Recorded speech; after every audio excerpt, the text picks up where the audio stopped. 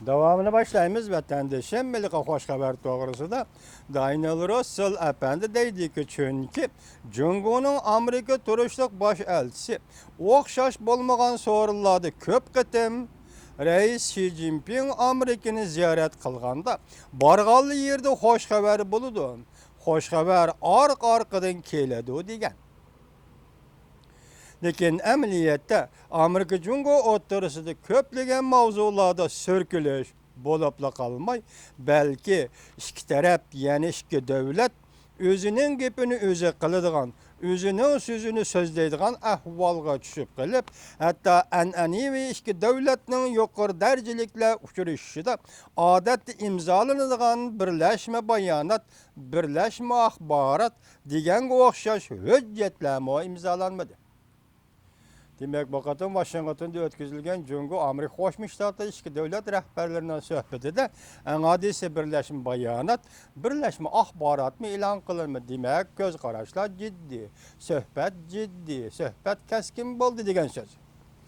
To'qinishni oshkorlash eng cho'ng natija hisoblanadi. Demak, Amerika bilan Qo'shma Shtatlar bilan Xitoy o'rtasida nima to'qinish bor deganni oshkorlash bu eng zo'r natija hisoblanadi. Yardımcı devlet işler katibi gerçi inkar kılsın yani bazı taraflardan deydi. Birleşim bayanat ilan kılmazlıktan sebebi bu kadar iki devlet sohbeti netice kem buldu.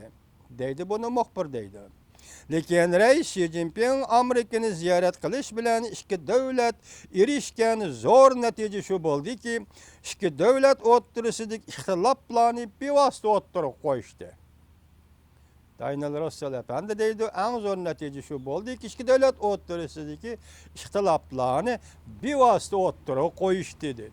Mundak aytkanda her iki devlet özünün meydanını şeriylidir. Her iki devlet özünün gepini kıldı. Demek söhbet keskin oldu. Yardımcı devlet işler katibi Daniel Russell efendi mundak görsetti. Ötken haftanın Perşembe Cuma günleri Amerika Qo'shma Shtatlarining prezidenti Obama bilan Cungunun reisi Xi Jinping Washingtonda uchrashdi. Eng muhimi olan meselelerni bevosita so'zlashdi. İki taraf, iki devlet o'rtasidagi ixtiloflar sohasida ko'p xizmatlarni ishladi. Çünkü biz yani Amerika ihtilaflarını adli halde keliştirişini istemeydik. Demek iki devlet o'rtasidagi ihtilaflar o'rtaga qo'yildi. Çünkü biz Amerika ihtilaflarını iki devlet o'rtasidagi ihtilaflarını adli halde keliştirişini yoki yarashtirishni istemeydik. Deydi Daniel Russell efendi.